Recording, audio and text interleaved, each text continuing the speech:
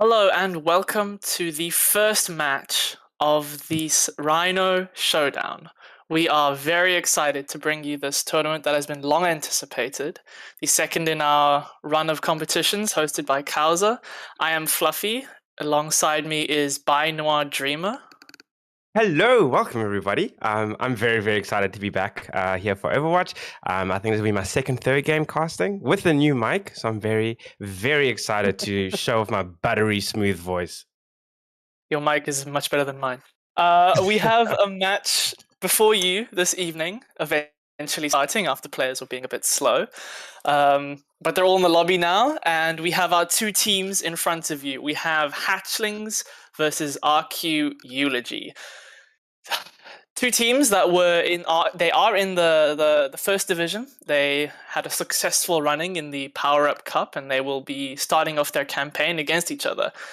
Hatchlings are a team looking to show they deserve to be in this division. We have a bunch of new faces as part of the Hatchlings organization. Loki will be playing tank, but Big Bionic and X Dragons will be playing DPS. Shmaxim and Bucky on support. Shmaxim subbing in for Dixie, who unfortunately had a PC crisis, or an internet crisis, so Shmaxim stepping in. On the other side, we have Rage Quit Eulogy. Rage Quit Eulogy are a team that have, they're an exciting team to watch. As I've said, I'm new to the scene, so quite exciting getting to learn a lot of the different players in the teams. But based on the sort of the kind of research and the information we're given about RQ Eulogy, great team, sort of looking at sort of the mid to upper bracket. They came second actually in the previous cup. But having said that, there are question marks, almost an asterisk around that position or that standing, because they did miss some of the bigger teams that we've seen compete before. So they have a lot of question marks, a lot of things to prove. In terms of their standout player, one of the dangers to look out for is going to be Trigger, who is a tank and very much kind of the big voice in the comms, kind of leading, particularly being the IGL. And then when it comes to sort of Hatchlings, as you said, they are a team that's looking to prove they belong. And so when they come to a team like Eulogy, that's quite established. There are some sort of places for them to exploit. You'd be looking at sort of the support line of Eulogy and seeing what they can do. But we're about to get into the action. Quite excited to see how the teams frame up. Yep, we're going to start off on Lijiang Tower. First map is going to be Gardens. It'll be interesting to see how the two teams match up. We don't know how they... what compositions they like to play. We know Hatchlings like to play a lot of Brawl. Eulogy like to play... they like to play their Pharah comp, so it'll be interesting to see how that matchup goes between the two teams. I was actually just about to say, Pharah on this map is one of the most painful. Obviously with this map, there's quite a few environmental kills you can also get as well. If you're sitting there looking at the bridge, as you're looking there, you can bump players off. You've got the Lucio coming in. Pharah, as you said, super dangerous. And we already are seeing Lucio getting picked there on the side of Hatchlings, if I'm not mistaken. Yes, on the side of Hatchlings, coming in there already with Lucio. So Pharah coming in through on Jack. Oh! And Trigger does something Trigger does. Trigger jumps over the map. Danger map that I set up for a whole play. Caster Curse in extremes. But here we go, the team is trying to set up. We've obviously got Hatchlings looking pretty comfortable so far. On the side, waiting for the point to start getting captured and to generate points. Yeah, Trigger he hasn't started his tournament well, I'm going to be honest. Hatchlings looks to take point, they take control of point, but it looks like Eulogy wanted to contest them before they're going to do that, and they're probably going to be successful. A nice nade coming in there in the far, taking good angles. Hatchlings look to have been cleaned up after a poor start from Trigger there. And as we did mention, obviously Hatchlings is a team that are looking, coming in here as sort of the underdog. And so, getting them sort of taken off the point very quickly just shows the sort of cohesion on the side of Eulogy. But now it's all about how can the team retake. Based on the meta, Flavia, how would you understand in terms of the retake zones? Obviously in the past, back in the early days, it was very much dive comps. Now that the comps have switched from 65 players, how do you think, Hatchlings can come and approach trying to get back on point? What they're doing now is perfect. They've rotated around. They just need to get point control. It's a good nade, but can they exploit it? Yes, they're going to get value onto Drake. This is what they need to do. They need to control points. They're coming in, but it's a big barrage from Jack. That looks to have won the fight for that. That's fantastic ult usage from Eulogy, using one ult and winning the fight after a good rotation from Hatchlings. And you know, my thing with Overwatch as well is what I really love about the gameplay is as much as, you know, obviously Eulogy are looking pretty comfortable right now, sitting already on 42% generation, almost halfway, you know, at the halfway mark.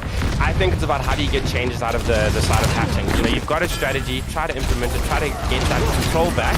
But if things are not working, let's switch up the characters, let's look for different picks, some cheese strategies potentially. If you can't win in a fight, head-to-head fight, because right now the damage output right now from Eulogy is absolutely insane. Yeah, but they do have the potential to mitigate that damage with correct pathing, correct ult usage, and the comp can thrive. They just have to engage properly. We're going to see ults now coming up from the side of from Hatchlings. Can they get value out of these ults? But it's an engagement with D.Va Bomb, and it's a good Mei wall to block off that D.Va Bomb. But and the squashies! Trigger gets the squashies! But it's very even for that pick onto Owl. And my thing as well, like Rhino, when it comes to that ult control, it's always very risky. One obviously the skills is big help if you want there, but in terms of getting that impact right up and make sure you get control of the zone, they're not able to do it just yet. And once again, we have Eulogy who push back another attack. But having said it, I mean, as much as the scoreline looks as strong as it does, I do think Hatchlings are definitely trying to play the right way. They are trying to play as a team, and also this is just a start. As we've said, this is the first cast for the cup for the season, so you know it's early days. They can shake it off, get ready for round 2. Yeah, it was an expensive fight lost there for Hatchlings. You maybe think if they could win that fight, control the point, it might be different for them, controlling that space and allowing their comp to thrive, but unfortunately they just lost that control, and at that point the Pharah seemed like maybe a bit too much to deal with, which is also disappointing because they had some promising starts. They got the early picks on the Deadshot a couple of times, so it's good to see from Hatchlings. We're going to see a very different composition here from the side of Eulogy, running out with the Junker Queen. We are going to see the Symmetra TP to point from the side of Hatchlings, so hopefully if they can control point, it might negate this Pharah that they seem to be struggling with. And I really like the Junker Queen coming in because I do think that Rhino is a bit too passive for play for this team. They really need the extra firepower to make sure they can really put their mark on the map and make sure that they can not just kind of hold the point, but also be able to retake it. You know, I think Eulogy are quite comfortable letting them get into position right at the beginning and then getting back in afterwards. And once again, you see that setup happening again. We do have Hatchlings on the point, and we have Eulogy slowly coming in, Pharah doing massive damage, and they've just cleaned out the point, and they've taken it for themselves right again. So, back where we started from the previous round, hoping to see Hatchlings try to come back and retake the zone. And they've actually gone back to Rhino, so I'm interested to see how that looks like. Yeah, they're keeping on to Rhino comp. They go for TP, but then they don't TP and they split up, and then the Pharah thrives on that chaos. I want to see Hatchlings play a bit more together and try really engage with their speed, but we're not seeing it as of yet. This Pharah seems to be some problem. There seems to be a bit of indecision perhaps on the side of Hatchlings, and again you see there the Rhino goes down. It's just too passive. But can they do anything with it? It's a messy fight at the moment, but with Bucky going down, that seems to be it. And I think at this point it's going to be a reset from Hatchlings. They die, and they're going to go again. You know, you're so correct about the Pharah, the damage. I mean, I think that damage is a bit too much, and we've all felt it. I think we're sitting there in those matches, and that Pharah just continues to just bring down your health over and over and over again. You know, I'm definitely thinking, of course, this is map 1, and we are playing a best of 5, so there's still everything to play for and time to, you know, adjust the strategy, but I definitely want to see something new from Hatchlings. You know, I think, they got to do with Pharah. You're absolutely correct on that. There's the ult usage from Eulogy coming in. It's good ult usage. The shout comboed with the barrage and the high noon. Not the worst case scenario for Hatchlings, as they haven't used any of their own ults, and we're going to see a swap onto Symmetra. I think this is a good decision. It's this choke point is an issue for Hatchlings, getting through it past this Pharah, past this contested. Oh, that's a bad pick. But the teleport allows Hatchlings to get onto point, which is where they want to be. They're being a bit too slow about it, and these picks are really causing issues. They keep it like this, they're not going to get a fight. Absolutely, and they don't have the time. We're already sitting at 85% on the side of Eulogy, basically getting to the end of the line, and Hatchlings absolutely is do or die for them. If they don't want to go down 1 point, there is 8% left. I don't think they're quite going to get there, but let's look at this. Obviously, very dominant performance here from the Eulogy side as they close this out, but we've got a sense of the team. I think what I would love to see from Hatchlings right now is go, okay, cool, that strategy didn't go quite as well as we wanted it to. We've had trouble with the Pharah. How do we negate the Pharah, the Far Mercy combo as it's called? And of course, we do have player of the game from Jack on that Pharah, devastating. good play, playing that off angle. This is how we want to see Eulogy play, actually, in this play of the game.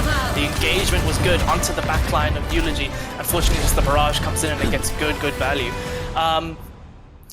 Hatchlings just not playing their game plan there, but hopefully we'll see maybe just it's a bit of nerves. Map 2 goes, they get to pick their map. It's really Hatchlings now in command of how they want to take this series. Obviously, Eulogy have the lead, 1-0 at this point, but Hatchlings can choose their map and they can decide how they want to play the next map. From the side of Eulogy, it was a very good performance, just controlling the map 100-0 on both points, but perhaps maybe a bit too much reliance on the Pharah. You worry going against teams that maybe are a bit more coordinated, but bit better mechanically. Teams that can play against the Pharah better, are they going to have issues if this Pharah, this ace in the hole that is Pharah, isn't working? We're going to go to King's Row. Listen, I'm excited. I'm excited about that. I'm definitely excited about that. And I think, it was something that we've mentioned before at the start of the cast with regards to Eulogy. They did come second in the previous tournament, but they still need to play up against some of those big teams. And I think, in terms of that, showing how they've been so dominant right now in game 1, I think shows that. They're literally going, hey, we're here to do business, we're here to clean up, and we're here to see how strong we are. As you said, maybe we see them kind of switch out of the Pharah and try to find a new sort of, strategy to see and see how that operates against a team like this. But I mean, that did really well. The Pharah was absolutely brutal. I think King's Row is a map that helps to negate a bit of that a bit more. Of course, Pharah is always quite frustrating to play against a really good one. But, there's less angles, I think, or more spaces for cover, I suppose, on King's Row to ensure you don't get damaged too much by those Pharah rockets. Yeah, I think you can only play against the opponents you play against. So Eulogy are playing as best as they can. We will see, because like we said earlier, Hatchlings like to play against, they like to play their brawl compositions. That's where Loki is quite a prolific Rhine player. He enjoys Reinhardt. He has an interesting hero pool, Reinhardt and Doomfist and a couple of other tanks, but this is a map where you really think Hatchlings should be trying to take for themselves, with it being such a prevalent brawl map. Again, like you said, like you pointed out, Pharah might struggle a bit more on this map. Pharah can be played very effectively on this map, but it's certainly not her best map. But I think this is where we want to see Hatchlings try dominate the map as much as possible. And I mean, I think also when you look at sort of some of the characters and strategies that do quite well on King's Row, sniping as well is pretty great here. Widow sitting from spawn, on the attacking side is always really a good one. We're about to go in. We're going to see the games picked, but we've got that sniping option and long range attack that we can use here. I think Reinhardt as well, which is the tank that Hatchlings really wanted to feel comfortable on, will do a lot better here as well. I mean, there's so many choke holds or I suppose choke points that with the shield you can really go in and pose yourself a bit more and not have to deal with Pharah attacking you from 360 degrees, because we do not have 5 eyes on characters like Reinhardt. So we don't have 5 eyes? We do not. The more you know. Fun fact, please subscribe to... Should I get that checked out? You probably should, but again, evolution, who knows? Maybe this is the future that we're all working to. My mom always said I was special. There it is. And so there you go, ladies and gentlemen. You're all special, all 5 eyes. We're about to start off map 2. Very interesting. Very interesting composition here. We're going a complete opposite direction from the side of Eulogy. Exactly what I said. We don't depend too much on the Pharah. And we're going to see a Reinhardt from Trigger. We're going to see a Junkrat and a Widowmaker. And then a Pharah. Sorry, not a Pharah. A Mercy and an Ana. Hatchlings also hard committing to the dive. They're going to have their own pharmacy and the monkey. So this will be a very, very different matchup to the first map. Hopefully, after saying how much Hatchlings like to play Reinhardt, they're playing Monkey, and that's a massive pick from Owl. Right, no, look, and I really like to see the team switching it up, doing something different, adapting to each map. Obviously makes for exciting gameplay, exciting for us to see. Again, for those of you that might be joining right now, welcome to the first casted match of the Rhino Cup. We have Eulogy versus Hatchlings. As we've said, Eulogy are very much the sort of team favorite here. The ones with a stronger player base, or I say lineup, that should win it. And so far, they're a game up, and we're looking to see Hatchlings potentially come back and level up the series in the best of 5. And their actions are already kicking off. it's a good engagement. They're taking space. The Hatchlings have taken high ground off of Eulogy. This is a good start, but now they need to do something with this because there are one player down. We're going to see the engagement there from Loki. He's playing his bubble well. Eulogy have backed off, allowing the space to come in. But oh, Dragon goes down. That's a good shot from Deadshot. Hatchling still control the high ground, but now it looks like Eulogy have soaked that pressure and are now pushing out. And that's a good fight from Eulogy. Well responded to the loss of their own high ground. But you know what I really love about that from Hatchlings as well? Is they didn't just go running straight onto the point and then just soaking up all the damage. You could see them also trying to do a bit of the pull and the play. And once again, they're doing the dance. As we can see, I mean, we do have Eulogy sitting on the point right now. And that's a very different approach from the way that Hatchlings has played before. So let's see how they do. Obviously, again, I mean, this is sort of a control map that's going to go into the payload. So, of course, that's why it's given the way that they're playing the round right now. But so far, things are looking pretty okay for Hatchlings. They survived for now. The Hatchlings are coming up to their big ults and they almost have the Kitsune. That's the massive one. If they can get value out of that, they could capture this point with just that one ult. On the other hand though, Shatter is coming up trigger happy. That could also just as easily win a fight. Bionic dies again. That's a problem for them. They can't engage if they keep losing someone before the fight happens. And there's Junkrat. I mean, Junkrat's really good with that kind of sustained pressure, you know, with the ricocheting off of his attacks. But again, in terms of trying to get a clean fight and a clean win, that's been something that Hatchlings has struggled to do before. And it's not looking like they're able to get that definitive fight that they need to make sure that they can start getting, you know, some control and trying to unlock the point. No, we're looking at really, really ugly fight coming up here. Tyre comes out, so this might stagger that fight a little bit, but it's going to be a really ugly fight with a lot of ults on both sides. We're going to see Primal Rage, we're going to see Barrage, we're going to see Kitsune, Valk on the other hand from Eulogy, we're going to see Shatter, we're going to see Nano. Oh, what Those keep coming out from Owl. Hatchlings just need to reset and take their fight with their ults. And they really do. Yeah. They keep they're making good pressure, but they're not doing anything with it quite yet. And I was exactly going to say that. I think that, you know, this is exactly what Eulogy will do for the rest of the round. They are more than happy to keep up this messy brawling. You know, and brawling is one thing, but we do need them to make an impact. And now we actually have Widowmaker putting on the ult, trying to just see where everybody is, trying to keep them at bay. Again, they're happy to do this all game long. And it's been exactly what Hatchlings have struggled to do in the previous round. Try to get a definitive fight, take control, and actually give themselves some time to get some objectives. And right now, the way things are looking, we're sitting at around 24 seconds and counting. It is not looking great for Hatchlings. As you said, I think, oh man, what an ult. It's still even though. The res coming out, res from both teams, although that nano boost onto Reinhardt makes him very difficult to kill. That backline Deadshot is a little bit uncontested there. And the Widowmaker as well. And Winston, but not enough. Deadshot goes down, but I think it's a little too late. Loki is desperately trying to contest, but into that Reaper it's challenging. And Hatchlings unfortunately don't get that tick that they needed, and that's round one completed. Nope, and as I said, it's something we've seen before. And, you know, Hatchlings are trying something new. I very much like that they went for a different lineup, a different roster. Of course, unfortunately for them, so did Eulogy, and so it meant it was a completely new lineup they had to go up against, and once again, they couldn't find that mark. Obviously, on this side now, they're going to need to try to survive, try to hold on to that point for as long as possible, because they don't have the opportunity to even like concede a meter. It really means that there's a do or die for them. We'll have to see. Of course, you know, as we've seen before, it hasn't gone great for them in terms of trying to hold their ground on a point, but maybe they can bring something different to the table for this round. No, Eulogy are in the driving seat for this map. They have 4 minutes, and all they need is one tick. If Eulogy really want to, they can take this fight slow, take time, build their ults, and invest heavily into one ult fight. Hatchlings have to play this perfectly, and they have to play this perfectly for a draw. They cannot lose a single tick. We're going to see big stops from both teams. We saw the Reinhardt from Trigger in the previous round. We're going to see him stop to the Doomfist. Hopefully, well, I mean, unless Trigger goes to third point, he can't fall off the map again this time on Doomfist. Never say never. Caster's curse. I believe in you, Trigger. You can fall off the map.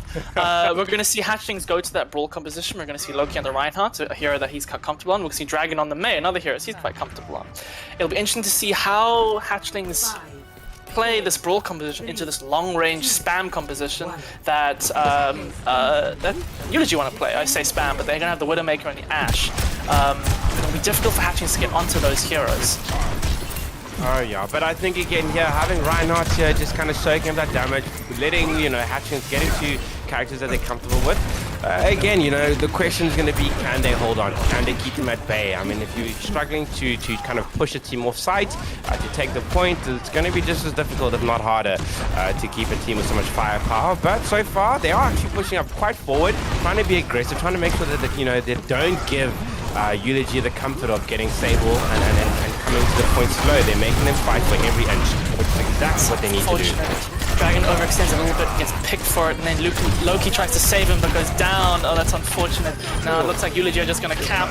Maxim trying to contest, and he gets knocked off, and that's going to be map 2 going over to Eulogy.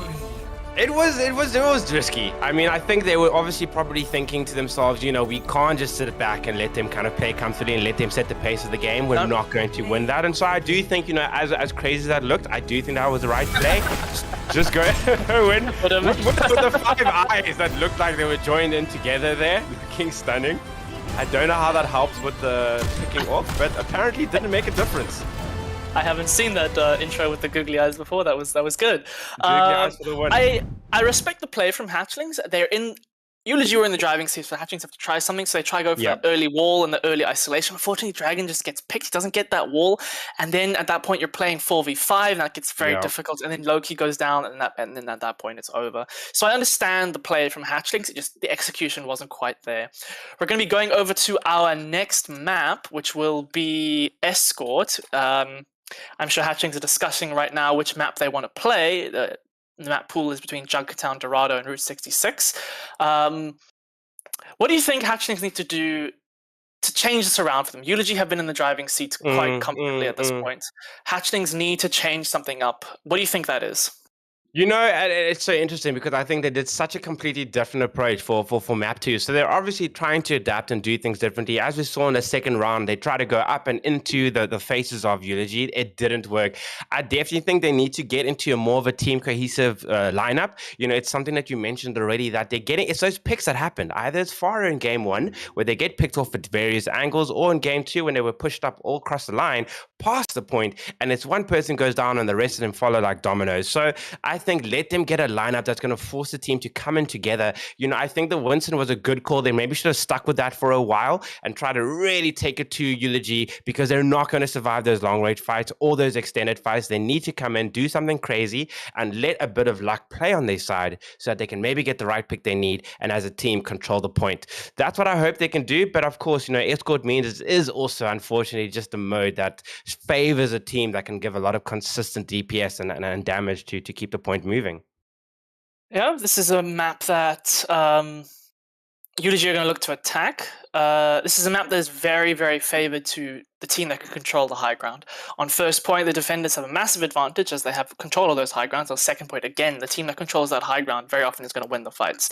So for that reason, dive compositions are very much favored for mobile heroes like Monkey, Doomfist, Diva, Genji, Pharah. Pharah is very strong on this map again, so maybe we'll see Eulogy pull out the Pharah.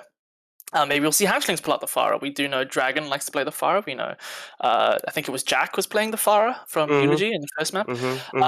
Maybe we'll see a Pharah head-to-head. Maybe we'll see some double flyer comps. I think I want to see whichever team is defending first, I think is going to be Hatchlings. I want to see them trying to control high ground, and when Eulogy are attacking, I want to see them trying to clear those high grounds and take control.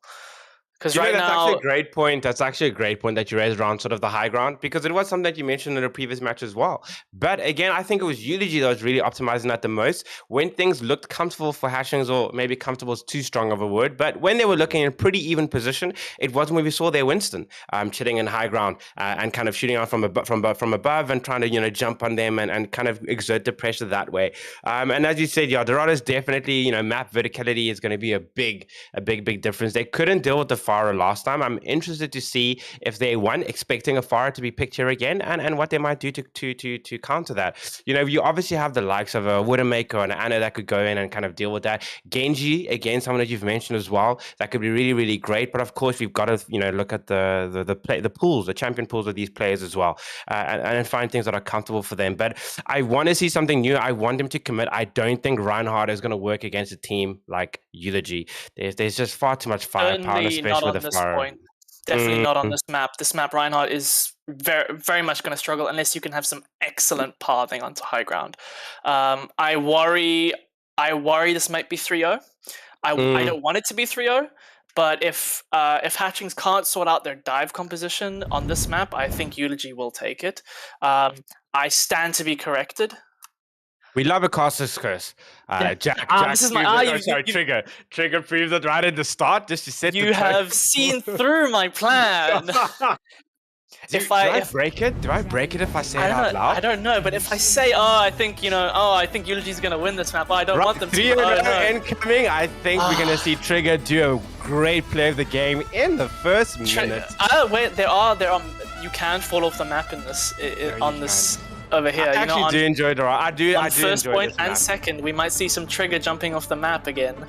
He started off this tournament so fantastically with going out of spawn, rolling out straight off the map. It's not about getting the point, it's about sending a message. And exactly. Clearly, the message was spooky. Because it's not Halloween, but it was spooky nonetheless. And here we are, getting ready to count down. It is 2-0 on the side of Eulogy. Series point, match point, I suppose, as well. And so it's everything to do for Hatchlings. I back the reverse sweep. Interesting compositional shots. We're going to see Loki go onto the D.Va. I think that's a good decision, being able to control the high ground, as well as dealing with that Pharah that they think they're worried about. I think Hatchlings are worried about the Pharah from Eulogy, so it's a good pick. We're also going to see Dragon on the Pharah, like we predicted, but we're going to see Al on that Widowmaker, and he did get a lot of success in the last map on that Widowmaker. Oh no, that Widowmaker was absolutely stanky, and here they go, kicking it off. Let's see how we go, man. As we said, we've got Eulogy pushing the payload, and so far Widowmaker already doing work. My goodness. That's a great shot from Al, and Dragon goes down again. He's playing too brave in the face of that Widowmaker. Trigger is on the Doomfist, and he's creating space. That is absolutely. Yeah, no, look at that. When you have that kind of firepower, once again, it's just so difficult. I think D.Va is obviously what they're trying to sort of bring into to counteract that, but they've moved over to Doomfist now as their tank, trying to kind of create some damage and trying to do some disruption. I don't know if that's just going to work with the kind of firepower we're talking about. Doomfist is going to have to go in Doomfist. I'm thinking D.Va is going to have to go in to disrupt the Widowmaker, because Widowmaker is just getting to sit at the back and just attack. Very, very tough for them. Not enough pressure coming out on the side of Hatchlings. Eulogy look to be in the driving seat again. They're forcing point back, and Trigger is a bit uncontested. Bucky is trying to contest him as best he can. Trigger's going very low, a good anti, and Trigger goes down as Loki finds the remake. This might be exactly what Hatchlings need, and it is going to force them back. That one kill wins the fight for Hatchlings, and Eulogy have to back off, and now we want to see Hatchlings retake that high ground, but Dragon goes down to Jack. Pharah takes out their counterparts. And the fact that they were able to actually push back Eulogy in this first fight, I think that might be the first time they've been able to do that this entire series. So that really bodes well for them. But again, I think it's about maintaining that damage, maintaining the higher ground, and maintaining the map control, which has been something that's been struggling to do at the time. I don't know. What do you think about the D.Va? I mean, is it doing the impact that creating the impact that they need? D.Va is a good answer to the Pharah, and I think the only problem was it's a bit too late. That's an excellent Doomfist meteor strike from Trigger. He gets 3 after a fight that looked to be going in the way of Hatchlings. Trigger responds very, very well. I think we should see the cap with that fight. Hatchlings probably just going to reset and try stage onto second point here. The chill one I'm thinking about is also Little Dwarf coming in, and also, I mean, again, what I really like to see, here from Hatchlings, they are trying to do some things different, and I think that's kind of catching Eulogy by surprise. You can't keep going with the same strategy, especially with a team that, is clearly sort of, out-damaging, out-firing you, out-gunning you, so you're trying to do something different, but then you see something like that with the D.Vas just going in and causing absolute mayhem. That's exactly what I want to see from the D.Va. I think that's the kind of play they were looking for. And they get the kill. Look at that. A double there from Loki. Going, taking out the Mercy and the That's Widowmaker. exactly what I wanted to see from the Winston players. Go into the background, make them uncomfortable. Don't allow them the time to have their game plan. Because if you let them sit at the back and just take those shots from the back, you're going to get those picks. And we have Trigger jumping off. We called it. Classic Curse is a live Trigger. Thank you very much. Providing the entertainment. The people needed it. Safi, the people needed it, and he answered the call. Trigger is his own worst. I didn't see that. I don't know how he did that. He was fighting. I mean, he did get the kill off, I think, Farah there. So maybe he was trying to go after Farah from Hatchling and got a little overly eager. The focus onto Trigger's monumental feed has kind of lost the focus onto Jack, who has been dominating this air battle, and that nano boost we saw earlier onto him, he really cleaned up with that. We're going to see a nano boost onto Dragon. Jack is going to hit him with a couple directs and take him out. This is a very staggered fight. We're just seeing pick after pick Hatchlings keep fighting it. They're contesting points, but they're not really winning the fight. They're just dragging it out. This high ground control, this double threat of Farah and Widowmaker is proving a little much. Loki's trying his best, but it's just one prolonged, staggered, drawn-out fight that unfortunately Hatchlings are looking to be on the losing side of. And do you know what's so interesting about that is actually the fight you said. I mean, Hatchling weren't winning the war, but they were winning battles here and there. And I think that's been a big improvement from the previous matches that we've seen. But it just feels like as they're trying to just keep, hang in there, one by one, that pressure just starts to get exerted from the far on the side of Eulogy. And I just said Jackson having an absolutely incredible game, causing the damage, getting the picks that we need, and making Hatchlings just uncomfortable so that they're not able to maintain that sustained defense. And Eulogy are slowly but surely pushing the payload on towards the clear line. We're seeing again the staggered kills coming out. We see Loki overextending and dying, losing his mech, and then we see Bucky going down, and then we see the barrage coming out, and it's just the Hatchlings haven't had a fight at this point, and we want to see that fight because they do have the ability to take fights. They have these ults they need to use, but it's going to look like Eulogy are going to cap it out with 3 minutes and 2 seconds remaining. That was a strong performance, obviously. I mean, we definitely saw Eulogy quite in control, but I do like to see Hatchling having given them a run for their money, making it a little bit uncomfortable at the beginning. Of course, what it did require was, Eulogy went, okay, cool, they reset, they came in and they consistently kept up that pressure, but they needed to do that. And so I think if I was Hatchlings, I'd go, okay, cool, that started to work. Now we're on the other side of it. Obviously, it's going to be a difficult one. There's everything to play for. It's not looking great, but there was some little bits of success there that I think they can take away. There was life on point one. Point one was well contested by Hatchlings. Eulogy lost fights. Hatchlings went in there. They won. We saw the fantastic sleeps antis onto Trigger, who was taken out by it, and then Eulogy had to back up. And then there was just the staggering. The staggering came in, and Hatchlings never reset themselves to be able to get into that situation that we saw in point one. I'm really sad not to see the D.Va stay. I mean, I understand obviously it's the different side of we're going onto the defense now, or onto the push side, attacking side. But I do think that D.Va was a really great pick. I think that was one of the big things that you mentioned. I even questioned it at a point, but as I was saying that and the more you were talking about it, I definitely think it was a pretty great pick on the side of Hatchings that made Eulogy quite uncomfortable. I would have very much liked to have seen that maintained. But look, let's see how this goes. They've got Genji. That's going to be kind of an exciting pick to see how they can pull that off with an Ana as well. So yeah, they've made some changes. Yeah, Hatchlings do have the potential to win fights. They just need to actually take the fights, which they didn't really do on the second or third point. They kept just getting staggered and staggered and staggered. We want to see these fights, and we're going to see the Doomfist head-to-head, a punching match. Punching match interrupted by an old lady. Old ladies ruining things. You've heard it here first. Fluffy quoting you on that one incorrectly, but it's all about the clicks. Look, we've got it. I mean, it's already kicking off. Jack already putting in his mark, but we've got that Mercy, the Battle Mercy on the side of Hatchlings, which I'm loving to see. Second time she's taken out somebody this map already. But unfortunately, way it's looking is that Eulogy's got that high ground and really making it work. We're seeing the engagement here. Loki and Bucky trying to engage onto the backline, which is good to see. We want to see that backline contested. They've been a bit free because Deadshot and Parasox have been a question mark in previous casts about Eulogy. Maybe a bit of a weak point that you think you might be able to exploit. So we want to see Hatchlings trying to exploit that weakness. But so far they've been uncontested this match. Hatchlings have struggled to get past Trigger. It's just what you said. It's that staggering again. When they're fighting as a team, it's a lot easier for Hatchlings to do, to create that damage, create that sort of space and that map control so that they actually keep up in those fights. But as soon as one of them goes down, I don't think as a team they're talking to one another and saying, hey everybody, let's pull back or let everybody go in. And so those fights start getting extended, and as you see now, people getting picked one at a time, and it's so difficult for this team to maintain that push and that defense. Dragon somehow killed himself, I don't know how. Man. And there it is. I mean, that's a team wipe basically that just happened over there.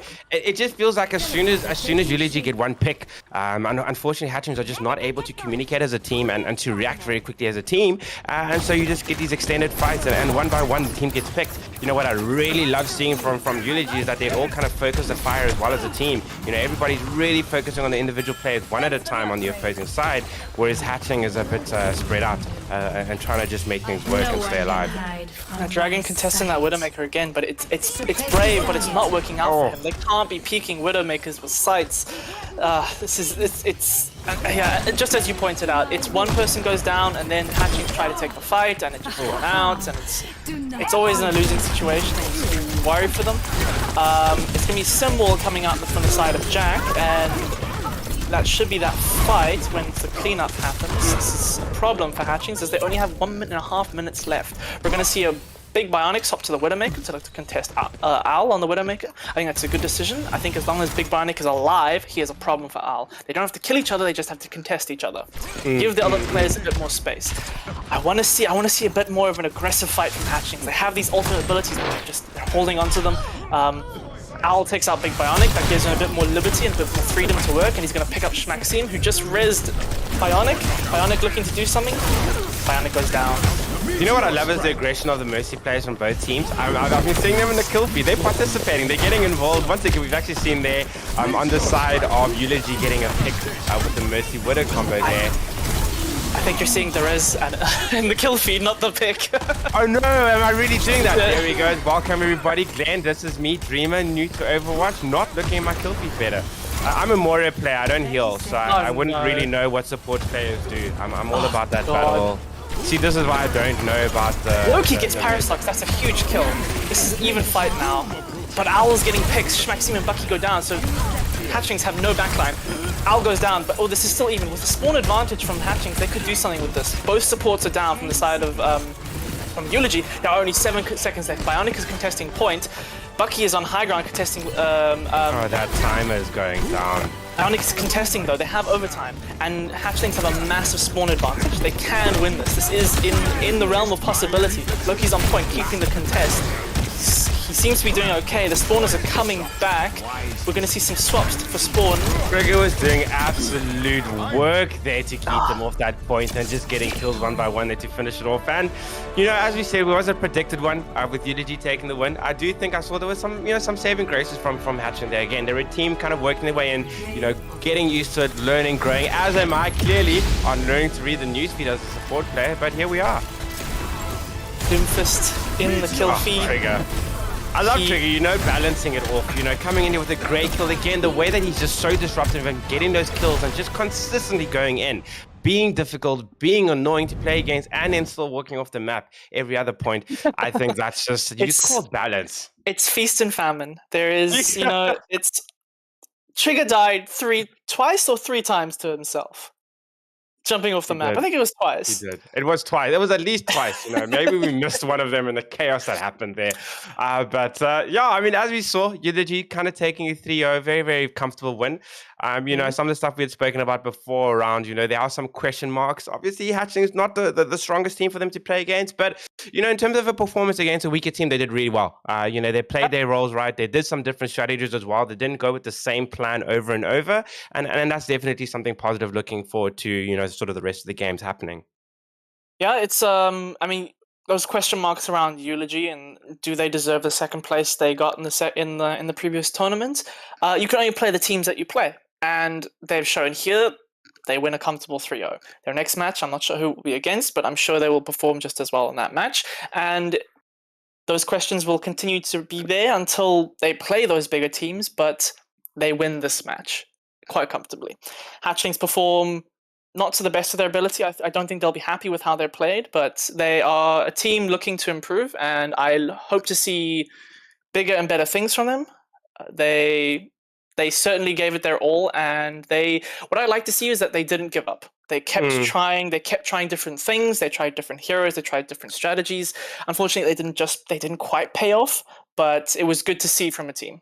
But Good you know what I structured mean? I play. also I also think, some of the weaknesses that they had in their games is around sort of that team cohesion. And that's something that you can absolutely work in with practice. They were getting Mhm. picks when they were playing well together. They were going toe to toe in some of those team fights as well. And when they started kind of picking characters that allowed them to play a little bit more aggressively, they were definitely keeping up there until they weren't. And as funny as that sounds, I do think that's a promising thing. If they were losing all of their fights and losing all of their duels, that would have been a bit of a scarier thing to look at and try to fix. But I definitely think their talent is there. They definitely got the skills to compete and give these teams like Eulogy a run for their money. But it's around, cool, how do they play more as a team? How do they get the communication up? How do they make sure that they're all on the same page and they're fighting as a team to ensure they can keep up what was some promising moments of strength shown there by Yeah, Hatchlings.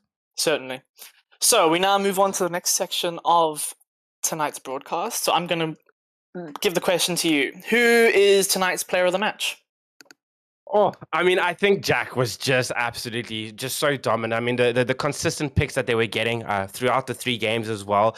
Obviously Trigger was doing really, really well as a tank and being very damaging and very destructive. But for me, looking at sort of the play, the performance across all 3 maps and the consistent just damage done, I've got to go with Jack.